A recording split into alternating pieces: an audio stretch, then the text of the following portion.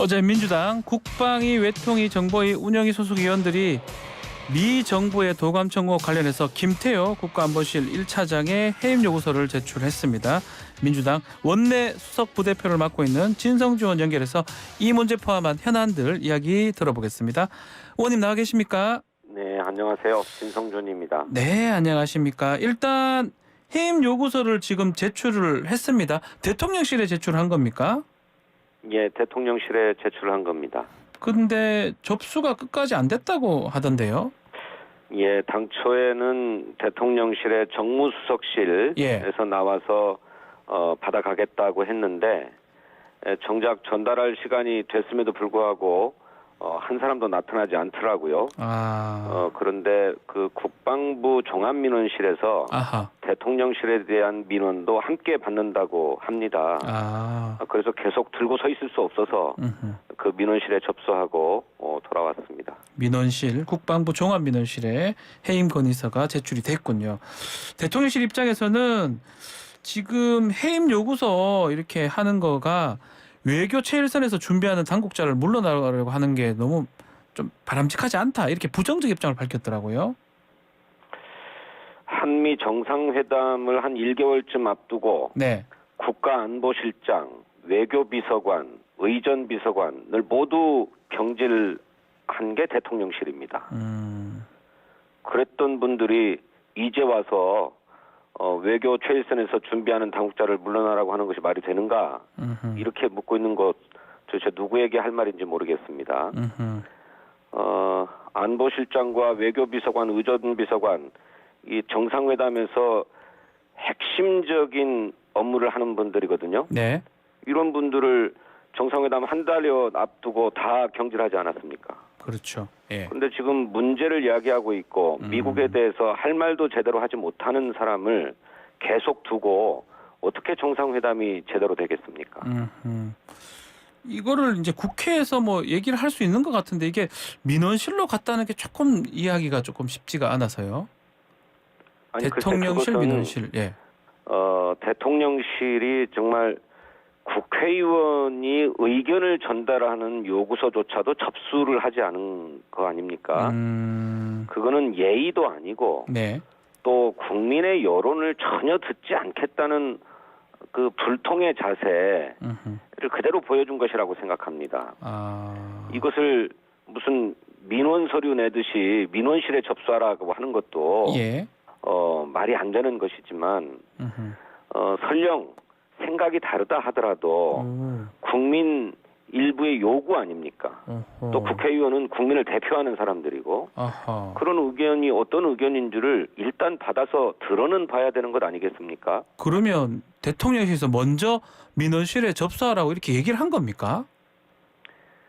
그쪽으로 했으면 좋겠다 이렇게 얘기를 했습니다. 그쪽으로 해달라고. 예, 그런데 계속해서 나오겠다, 그쪽으로 오시면 나오겠다라고 계속 얘기했는데 끝내 나오지 않았습니다. 그래서 결국은 국방부 민원실에 민원실에 접수를 했다, 이 말씀이신데, 자, 지금 김성한 전 실장도 지금 말씀처럼 사임을 했고요. 지금 주도권하고 이 모든 것이 김태호 차장한테 지금 쏠려 있는 상황인데 해임 요구권이 받아줄 가능성이 있을까요? 윤석열 정부의 입장이나 태도로 볼 때 가능성이 크지는 않다고 봅니다. 이제 관건은 국민의 여론 일터인데 이 김태호 안보실 1차장은 이명박 정부 때 청와대에서 일했습니다. 당시에 대외전략기획관이었는데 그 당시에도 비밀리에 일본과 군사정보협정 또 군수지원협정을 추진하려다가 이게 들통이 나서 거센 국민의 비판과 질타를 받고 물러난 바가 있어요. 지금이라도 윤석열 대통령이 김태호 차장을 경질해서 대외 외교 자세를 일신해야 합니다. 김태호 차장은 그 사대주의적 대외관이 아주 심각한 것 같습니다. 얼마 전 한일 정상회담이 있었는데 그때도 굴욕적인 대일 외교를 펼쳤어요. 그 설계자가 김태호 차장이다라고 보입니다.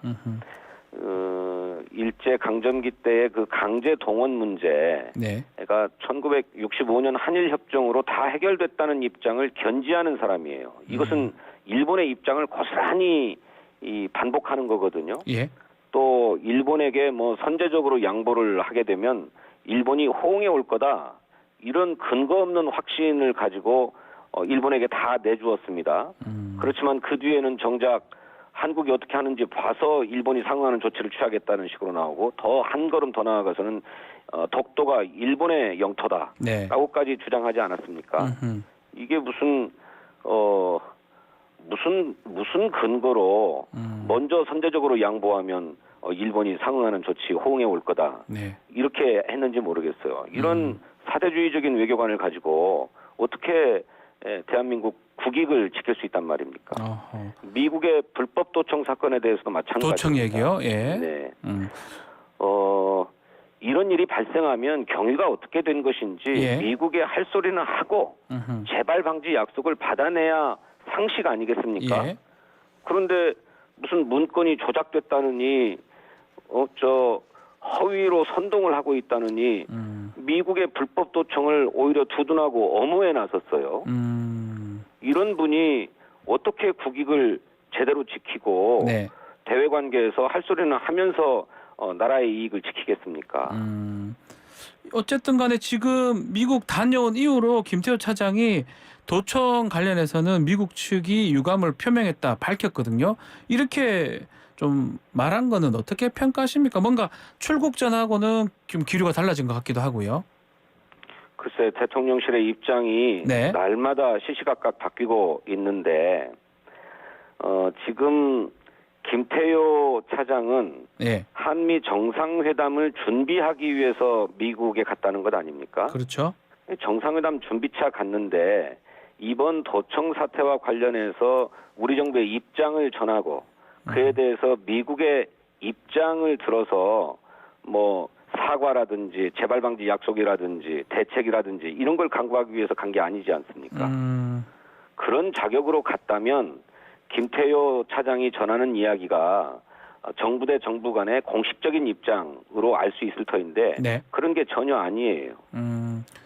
그러면 일단은 이거 좀 운영위에서 이런 걸 좀 얘기 좀 하려고 하십니까? 지금 운영위 간사하고 계시잖아요. 네, 그렇습니다. 운영위를 열려고 하긴 하는데 국민의힘에서는 민주당 향해서 반미 선동부터 하는 세계 유일의 야당이다라고 비판을 하고 있어요. 그래서 운영위나 정보위 같은 게 어렵다는 얘기도 있고요. 어떻게 보십니까? 아니 우리 정부가 더구나 대통령실로 예상되는 우리 국가의 이를테면 수뇌부가 타국에 의해서 도청됐다는 의혹이 제기되고 있는 것 아닙니까? 네. 그것에 대해서 당연히 지적하고 경위를 따져 묻고 또 책임자를 처벌하도록 요구하고 또 재발하지 않도록 분명하게 약속을 하라고 요구하는 것은 아주 상식적인 얘기 아닙니까? 주권 국가로서 마땅히 해야 하고 할 수 있는 일입니다. 네. 그런데 그런 지적을 하면서 왜 정부가 미국에게 할 소리를 못하냐라고 지적하는 것을 반미 선동이다 이렇게 얘기하고 있어요. 국민의힘이 정말로 주권 국가의 집권당인지 의심스럽습니다. 한미 동맹은 소중하고 네. 발전해 가야 하지만 어떻게 동맹국 간에 불법으로 도청을 하는데 이것에 대해서 침묵하라고 한단 말입니까?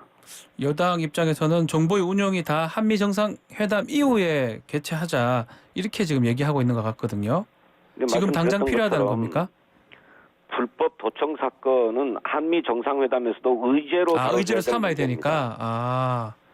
정상 간에 어떻게 동맹국 사이에서 도청이 있을 수 있는가라고 분명하게 따지고 재발 방지 약속과 사과를 받아야 될 것 아니겠습니까? 그런데 그거는 의제에 포함시키지 않기로 했다고 한 거예요. 그게 한미 정상회담을 제대로 준비하는 입장인지 태도인지 모르겠어요. 이런 불법 사건을 덮어놓고 정상회담인들 제대로 할 수 있겠습니까?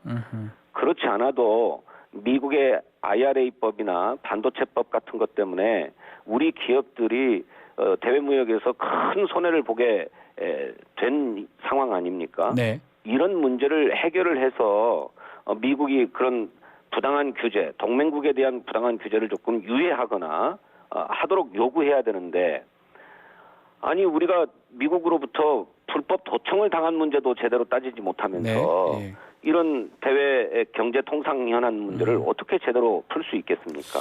지금 말씀하신 것처럼 이 반도체나 지금 특히 배터리 IRA법 미국이 이미 결정을 했는데 이게 방미 때 풀 수 있을까요?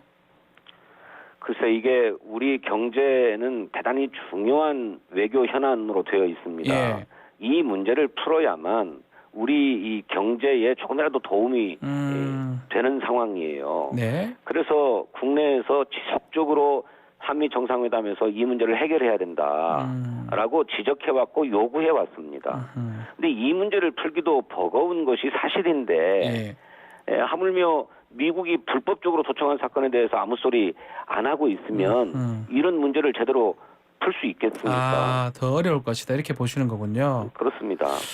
이번에 혹시 대통령 그 순방할 때 야당 의원들도 같이 간다라고 얘기를 하던데 혹시 구체적으로 누구 가는지 나와 있나요? 저희 당의 변재일 의원께 한미 외교 포럼의 대표 자격으로 동행해줬으면 좋겠다는 요청이 있었다고 제가 알고. 변재일 의원한테 뭐 당에 공식적으로 요청이 와서 대표를 파견해달라 뭐 이런 요구가 있었던 건 아니고 개별적으로 섭외를 한 것 같아요. 그래서 아직 뭐 확정적이진 않다 이 말씀이네요. 그렇습니다. 자, 그 미국하고 한국 이 정보 공유 확대 대상국에 일본을 포함시킨다 이 얘기가 지금 나오고 있는데 이건 또 어떻게 보십니까? 혹시 또 방미 일정 마치고 돌아온 김태호 차장 발언이기도 합니다. 일본 관련된. 우선 이런 정보 동맹을 맺겠다라고 하는 얘기가 바깥으로 공개될 수 있는 얘기인지 모르겠습니다. 기존에 Five Eyes라고 하는 영어권 정보 동맹이 있었는데 이것이 노출되었을 때 큰 파장이 일었습니다. 그런데 이런 일들이 그렇게 쉽게 공개될 수 있는 일인지 우선 모르겠고요. 두 번째로는 이 정보 동맹에 일본이 포함된다고 하는 것, 김태효 차장이 정말 제정신인가 싶습니다. 일본이 독도 영유권을 외교 청서에 명기하고 있는 상황이에요.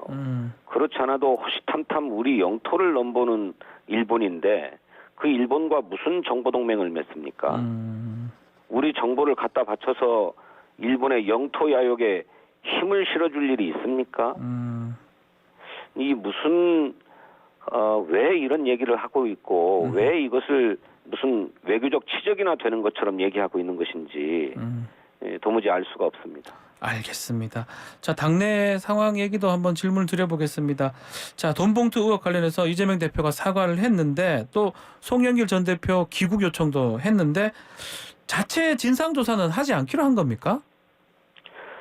당초에는 자체 진상조사가 필요하다라고 하는 의견이 있었습니다만 사건의 성격상 강제 수사권이 없는 당으로서는 그 실체적 진실을 파악하기가 어렵지 않겠는가라고 하는 회의론이 굉장히 컸습니다. 그래서 일단 검찰의 수사에 맡기는 것이 바람직한 게 아닌가 이렇게 보고 검찰이 아무런 뭐 정치적인 의도 없이 신속하고 공정하게 수사를 해서 실체를 밝혀주기를 바랍니다. 자, 지금 뭐 좀 아직 검찰 확인 단계인데 뭐 녹음 파일이라든지 이런 것들이 다 밖으로 좀 나오고 있습니다. 이거 어떻게 보십니까? 좀 언론 플레이 이렇게 보시는 겁니까?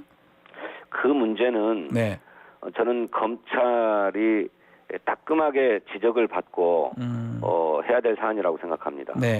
이 무슨 녹음 파일 자료 이런 것이 검찰이 아니라면 나갈 수가 없는 자료 아닙니까? 검찰이 수사 기밀을 이렇게 바깥에 흘리는 것은 이를테면 공무상 비밀 누설에 해당하고 피의사실 공표에 해당하는 것 아닙니까? 수사를 엄정하게 하되 이걸 바깥으로 확정되기 전에 공표하는 것은 있을 수 없는 일입니다. 불법입니다. 불법이다. 예, 잘못된 것이다. 알겠습니다. 자, 마지막으로 이재명 대표가 송영길 전 대표하고 통화도 했다고 하고요. 귀국을 요청했다고 하는데 또 기자회견도 지금 할 수도 있다고 하던데 이 송영길 전 대표 귀국하는 겁니까? 하게 된다면 언제쯤 하게 되는 겁니까? 그건 제가 잘 모르겠습니다. 예. 귀국할 수 있는 겁니까? 상황상? 귀국해야 된다고 봅니다. 아, 빨리 귀국해서 예. 뭐 당신의 입장은 입장대로 음흠. 또 뭐 조사에 응할 필요가 있다면 조사에 응하고 네. 하는 일들이 필요하다고 생각합니다. 알겠습니다. 자, 오늘 말씀 여기까지 듣겠습니다. 감사합니다. 네. 진성준 더불어민주당 원내수석 부대표와 함께했습니다. 2부 마치겠습니다.